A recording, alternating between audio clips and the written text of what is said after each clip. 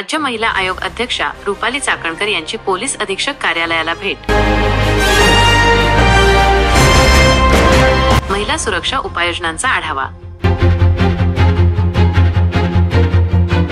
महाराष्ट्र राज्य महिला आयोगाच्या अध्यक्षा रुपाली चाकणकर यांनी त्यांच्या जिल्हा दौऱ्यादरम्यान पोलीस अधीक्षक कार्यालयाला भेट दिली।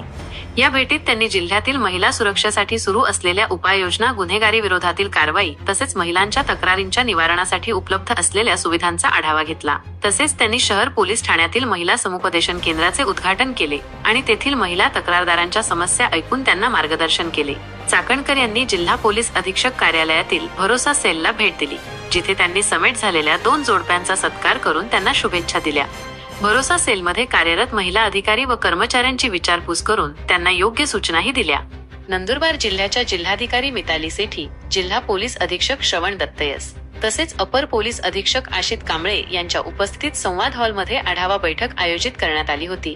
या बैठकीत रुपाली चाकणकर यांनी जिल्हा पोलिसांकडून महिलांच्या संरक्षणासाठी सुरू असलेल्या दामिनी पथक, हेल्पलाईन सेवा आणि जनजागृती मोहीम याबाबत समाधान व्यक्त केले। त्यांनी महिलांशी संबंधित गुन्ह्यांवर तात्काळ व प्रभावी कारवाईचे निर्देश दिले।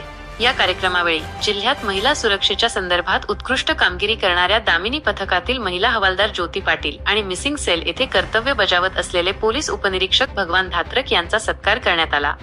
या कार्यक्रमावेळी नंदुरबार जिल्ह्याच्या जिल्हाधिकारी मिताली सेठी, पोलीस अधीक्षक श्रवण दत्त एस, अपर पोलीस अधीक्षक आशित कांबळे, उपविभागीय पोलीस अधिकारी नंदुरबार संजय महाजन, स्थानिक गुन्हे शाखेचे पोलीस निरीक्षक हेमंत पाटील तसेच इतर अधिकारी व कर्मचारी उपस्थित होते।